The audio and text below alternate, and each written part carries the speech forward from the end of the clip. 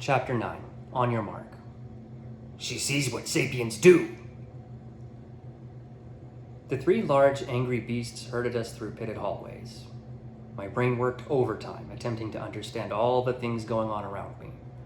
The room outside our sleeping place had changed, so were those black gaping holes in the floor real or an illusion?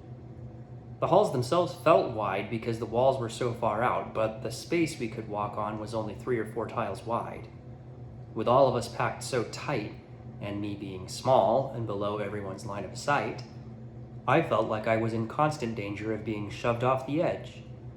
Plus, my face was still throbbing from being smacked around. I'd had better days. They brought us through a huge wall, like our living quarters, except this one had rows and rows of square metal grates built into the floor. That was the room's defining and only feature. Get on air trainers. Move, now, Cobalt ordered. She waiting become pretty? The stripy one joined. Wait forever, should get on trainer. The gray wolf seemed content, kicking individuals toward the grates with her hard black boots. I quickly found one somewhere in the middle where I thought I'd be safest. Someone else had the same idea and shoved me off. Complete to end, Cobalt shouted. 97 subjects behind her. Stop thinking and do! Move! Faster! The striped one hollered. No, one each of trainers. She's stupid like suppression. I had to settle for one on the edge. 32, 76, 12, to end, go! Waiting on 68, precious. No, take all time. Remainder have nothing else doing while slow subject choose her mind. Good girl.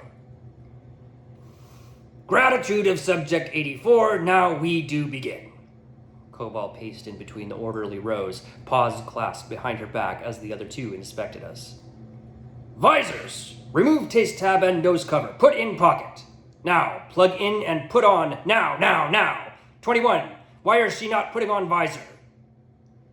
The poor girl looked like she was going to faint from terror, which was unnerving. A person built like her shouldn't have been afraid of much, but size is relative.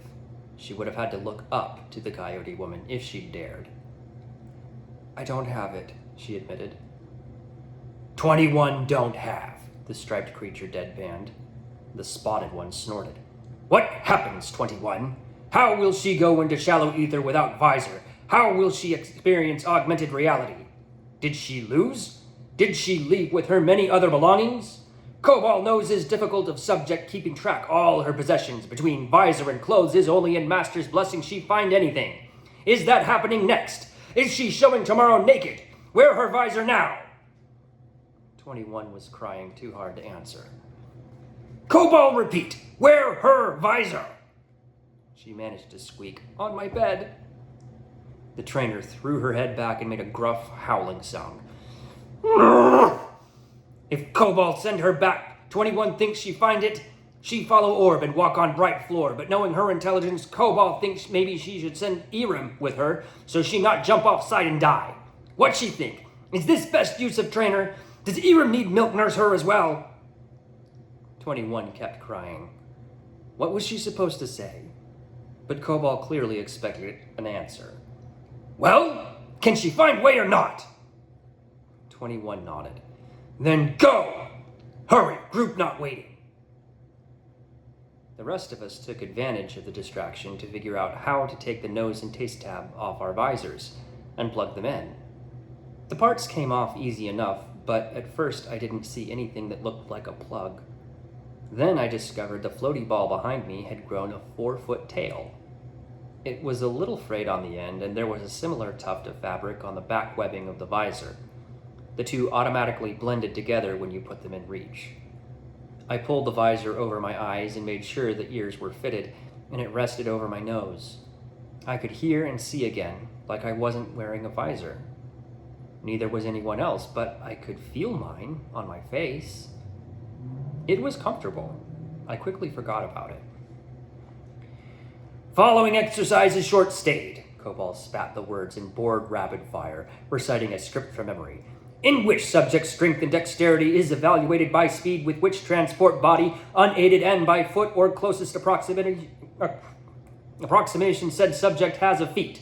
Distance no shorter or longer than 250 meters, after which evaluators repeat exercise until satisfied of subject's abilities. Subjects permitted trained prior to a full testing event. Should subject become injured during exercise, she will immediately receive medical attention and permitted retrain soon as she are capable. Should subject fail of complete exercise again of any reason, she will delete it immediately. Evaluators do take disciplinary measures and or rest subjects at discretion, but not interfere while subjects running 250-meter length. Are having questions now. Cobalt paused for half a second. Good. Do subjects understand what required of hers now? Well, no, but I wasn't about to say so. I'd figure it out, hopefully. Time of discover which could be knights. Trainer Bresson, give us skin. The world went dark. Dancing, glowing lights played in the mist, but my eyes had trouble adjusting. No, not Arakoid. It's creepy. The world switched a few more times, too fast to recognize anything, until it landed on a dusty canyon. Rough stone and scraggly shapes I guessed were plants jutted from a packed, sandy floor. On either side were high, sheer rock walls, and strange faces cut into the rock leered down on us from above our heads. Above those, even stranger tubed, spongy-looking orange plant things twisted and swayed in a breeze we couldn't feel.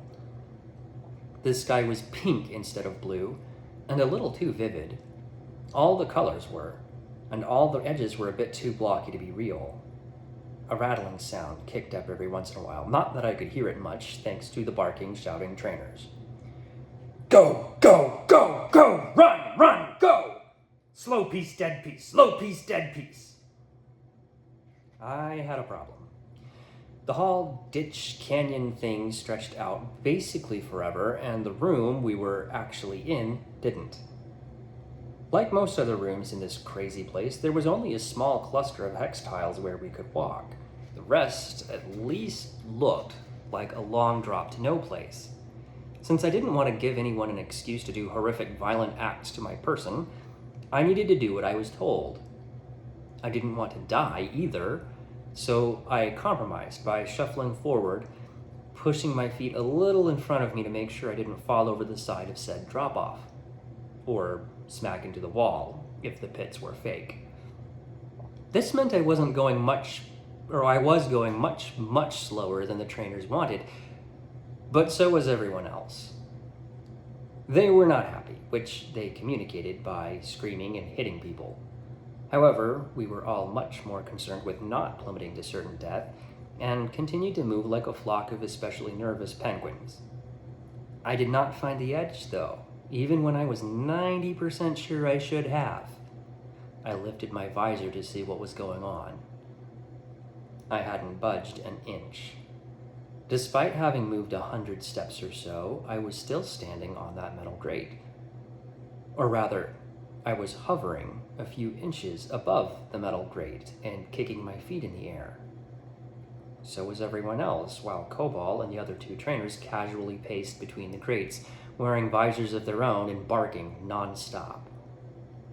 This is what they meant by augmented reality. No wonder they were upset. I replaced the eye strip and was off like a shot. Running on air was so weird. There was definitely resistance, like my jump shoes were gripping the sandy surface, but I wasn't. And now I was looking for it, it did feel slightly off. There was none of the jarring impact as I finished a step. Between that and the artificial plants and carvings, not to mention the lack of wind when I moved, the whole experience was just wrong enough to be mildly unnerving. There was nothing fake about the muscle burn, though. The pretend canyon floor was wrinkled, like a raisin. Ridges came up, some over my head, most from knee to chest height, some only as high as a step.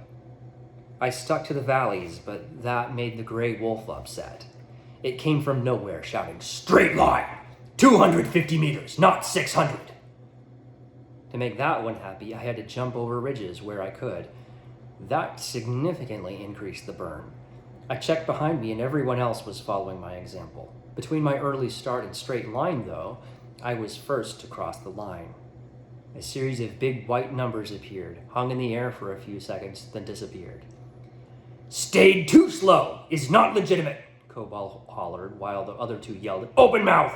Open mouth! Get drink and go! Not greedy, 2 swallows and go! Go, go, go!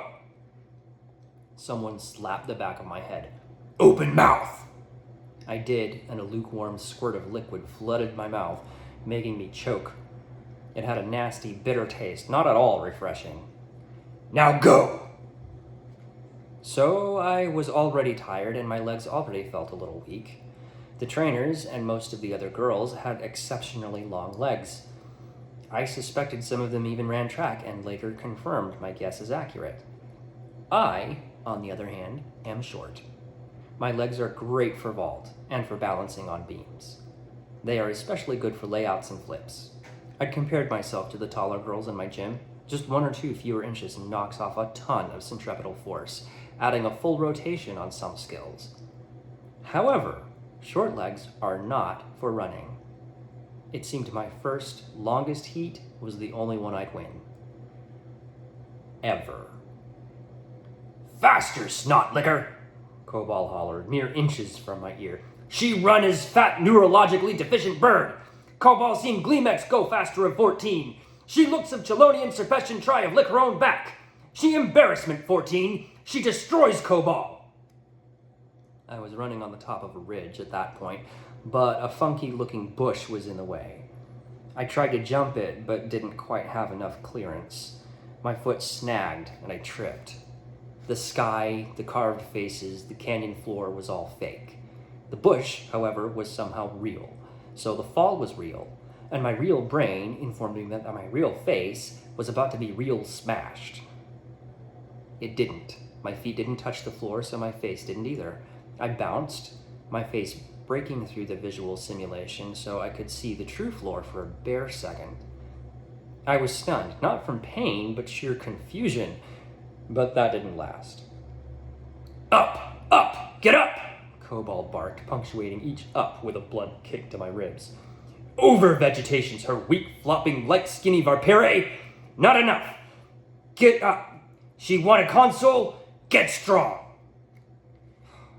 Jumps suck.